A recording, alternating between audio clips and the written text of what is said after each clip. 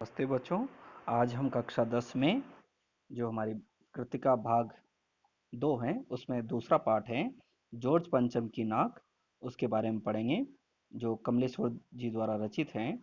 इस पाठ में कमलेश्वर जी कहना चाहते हैं कि किस तरह से भारत आज़ाद होने के बाद भी भारतीयों की आज मानसिकता वैसी ही है जैसे गुलाम समय में थी, और हम गुलामी में किस तरह से जॉर्ज पंचम की मूर्ति के बारे में कितने ऐसी बातें सोचते हैं जिनसे ऐसा लगता है कि मूर्ति की नाक ही विकास है। यहाँ सड़क, पानी, बिजली, शिक्षा आदि व्यवस्थाओं पर हमारा ध्यान नहीं जाता है। तो किस तरह से गुलाम मानसिकता के बारे में राइटर कह रहा है। तो यहाँ पे वो कह रहा है कि जॉर्ज पंचम की जो नाक है वो कमलेश्वर जी ने लिखा है, और इसमें कह रहा है वो कि इंग्लैंड की रानी एलिजाबेथ एलिजाबेथ अपने हिंदुस्तान आने वाली थी। उसकी अखबार में रोज़ खबरें छप रही थी, और उसका जो दर्जी था वो परेशान था। दर्जी परेशान था। क्यों? क्योंकि ऐसा लग रहा था कि जब रानी यहाँ आएगी तो क्या पहनेगी, क्या करेगी, और उसे क्या क्या करना चाहिए, उसकी पसंद नापसंद क्या है। तो इन सारी चीज़ों का उस बार बार रोज़ इंग्लैंड के जो अखबार थे वो छाप रहे थे कि उसे कौन से कलर का सूट चाहिए और कब चाहिए, क्यों चाहिए। तो इस तरह से उसको नीले रंग का जो सूट चाहिए, रेशमी कपड़ा हिंदुस्तान से मंगाया है, उसका खर्चा कितना आएगा। और रानी एलिजाबेथ की जन्म पत्री भी छपी थी। प्रिंस फिलिप के कारनामे छप गए, और उनके नौकरों, बावर्चियों, खानसामों आदि के बारे में पूरी जीवनियाँ। तो ऐसा लग रहा था कि हिंदुस्तान आने में तहलका मचा हुआ है। और रानी का जो सूट था वो रेशमी 5,000 रुपये का बोल रहा है कि ऐसा होगा, हवाई अड्डे पे उतरेगी रानी साहिबान। और आगे कह रहा है ये कि इस खबर से पूरा हिंदुस्तान का जो महकमा है सब दौड़ रहा है, भाग रहा है। और दिल्ली, नई दिल्ली में इस तरह से चारों तरफ नई नई रोशनियाँ, नई नई सजावट, ऐसा लग रहा है सड़कें जवान हो गई, बुढ़ापे की धूल साफ हो गई, और इमारतों को श्रृंगार दिया गया है। और एक समस्या आ गई उनके साथ में, वो थी जॉर्ज पंचम की नाक। एक मूर्ति थी, तो इसमें जो समस्या है वो जॉर्ज पंचम की नाक है।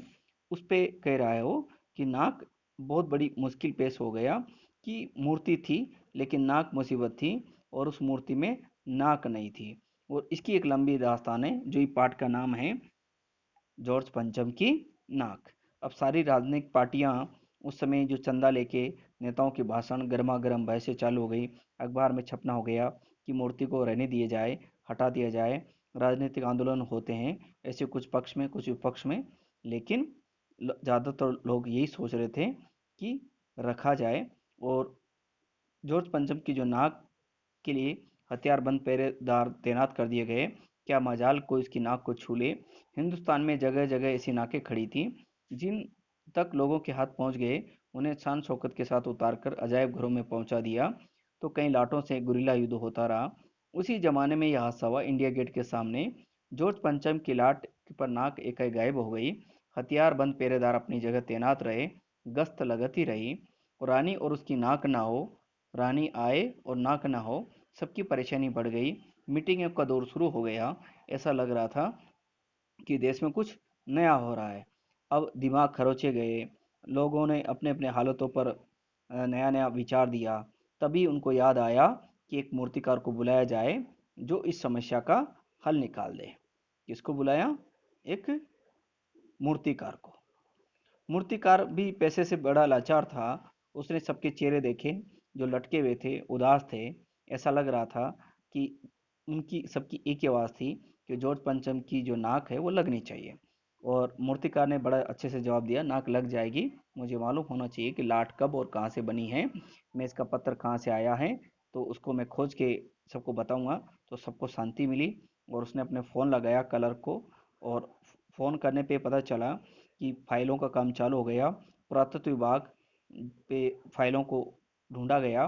क्लर्क ने लौटकर बताया कि मेरी तरफ से खफा, फाइलों में कुछ भी मिला नहीं है। ठीक है, फाइलों में कुछ मिला नहीं है। तो अब मैं क्या करूं? तो वो कह रहा है, किस तरह से वो बता रहा है कि फाइलें सब हजम कर गई। वो कह रहा है फाइलें सब हजम कर गई।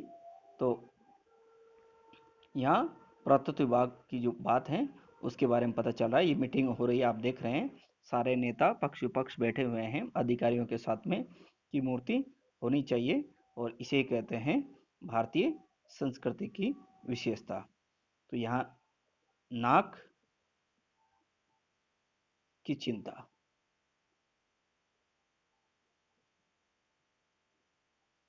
सबको नाक की चिंता है। ठीक है, सबको नाक की चिंता है। देखिए चेहरे कैसे उतरे हुए हैं इनके, लटके हुए हैं, उदास दुखी बेचारे, है ना। तो यहाँ पे राइटर कह रहा आगे कि सबके चेहरों पर जो उदासी के बादल छाए हुए, कमेटियां बन गई काम करने के लिए, मूर्तिकार को बुलाया गया। मूर्तिकार ने कहा ठीक है परेशान मत होइए, मैं घूम के आता हूँ, सारे पहाड़ों पे जाऊँगा, सब जगह घूम के आऊँगा और देश के हर कोने कोने जाके आऊँगा। अखबारों में छप गई कि वो चल रहा है काम, मूर्ति पे नाक लगने वाली है। सबके चेहरे पर थोड़ी बहुत हताशा थी, वो कम होने लगी। और चप्पा चप्पा खोज डाला, कई सारे पत्थर खोल दिए उसने, विदेशी पत्र भी। और सभापति ने तेज में आकर कहा लानत है हमारे कल पर, विदेशों की सारी चीज़ें अपने यहाँ मिल जाती हैं, दिल दिमाग तौर तरीके, हम विदेशों की हर चीज़ को स्वीकार लेते हैं। उसमें क्या क्या कह रहा है वो, दिल से दिमाग, रहन सहन, बॉल डांस, लेकिन पत्थर नहीं मिल रहा। तो यहाँ पे मूर्तिकार चक्कर में पड़ जाता है कि यहाँ पे सब मिलता है तो क्यों नहीं मिलेगा। और सभापति की आंखों में चमक आई, चपरासी को हुक्म हुआ कमरे में सब दरवाजे बंद करो। मूर्तिकार ने कहा देश में अपने नेताओं की बहुत सी मूर्तियां हैं, अगर आप इजाज़त दो, आप लोग ठीक समझे तो मेरा मतलब जिसकी नाक इस लाट पर ठीक बैठे उसे उतार लाया जाए। सबने सबकी तरफ देखा और धीमे से बड़ी होशियारी से मूर्तिकार फिर देश दौरे पर निकल पड़ा।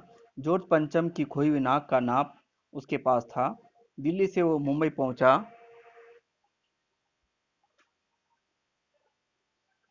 दादा भाई नौरोजी, गोखले, तिलक जी, शिवाजी, कावसी, जहांगीर, सबकी नाकें टटोली जो हमारे स्वतंत्रता संग्राम में उन्होंने विशेष योगदान दिया।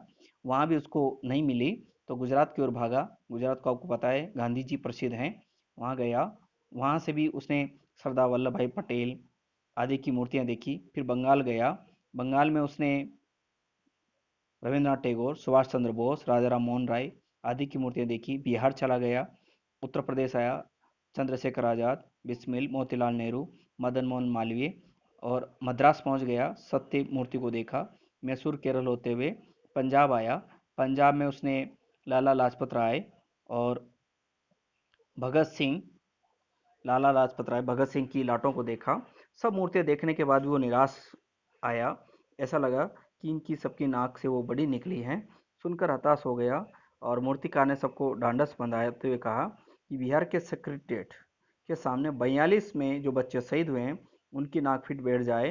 तो ये सोचकर वो बच्चों की नाक कहीं बैठती हैं, तो मैं क्या करूं। राजधानी में सब तैयारियां चल रही थी। जॉर्ज पंचम की जो लाट है उसको मल मल कर नहलाया गया, रोगन लगाया गया और सब कुछ था, लेकिन क्या नहीं थी, सिर्फ नाक नहीं थी। क्या नहीं थी उस मूर्ति के, सिर्फ नाक नहीं थी। और मूर्तिकार पेशे से लाचार था, लेकिन हार मानने वाला कलाकार नहीं था। हैरत अंगेज ख्याल उसके दिमाग में कौंधा। उसने फिर शर्त दोहराई। जिस कमरे में कमेटी हुई उसके दरवाजे बंद हुए। मूर्तिकार ने नई योजना पेश करते हुए कहा नाक लगना एकदम जरूरी है, इसलिए मेरी राय में 40 करोड़ में से किसी एक की जिंदा नाक लगा दो। मूर्तिकार क्या कह रहा है कि हम किसी भी एक जिंदा व्यक्ति की नाक लगा सकते हैं।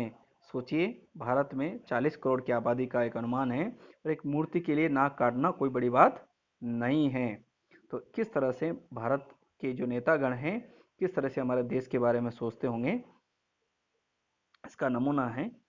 कानाफूसी हुई और मूर्तिकार को इजाज़त दे दी गई और मूर्तिकार तैयार हो गया अपना काम करने के लिए।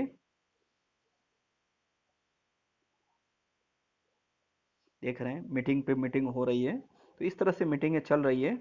और मूर्तिकार जानता है कि हमारे देश की जो नेतागण हैं कितने लाचार है बेचारे। और मूर्तिकार फिर से अपना नया काम शुरू करता है।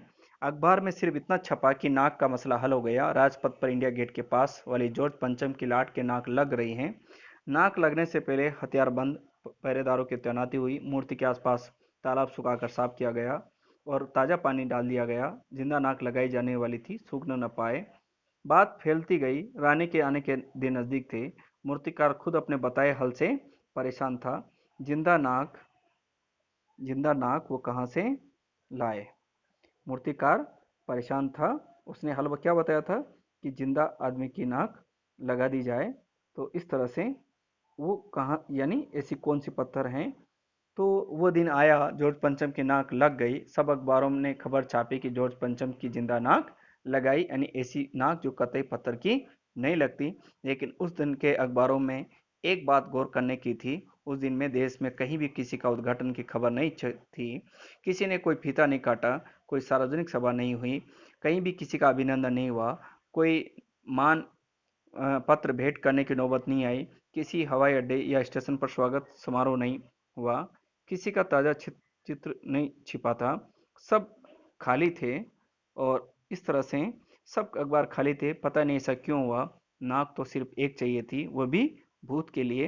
तो किस तरह से हमारे भारत की जो राजनीतिक व्यवस्था है और यहाँ का जो नेताओं का काम है, किस तरह से जिंदे व्यक्तियों या मूर्तियों के प्रति जागरूक है, लेकिन यहाँ के गरीब भूखे परिवार हैं, बेरोजगार हैं, अशिक्षा है, गरीबी है, बीमारियां हैं, उनका ध्यान नहीं है। तो एक मूर्ति के खातिर किस तरह से चर्चा होती है। कुछ प्रश्न इसमें। सरकारी तंत्र में जॉर्ज पंचम की जो नाक है उसको लेकर किसी चिंता बदहवासी दिखाई देती है। और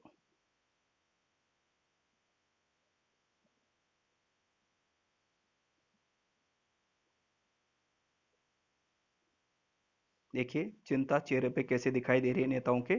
तो ये आपने पाठ में पढ़ा। आगे हम इसको प्रश्नोत्तर में अभ्यास करेंगे।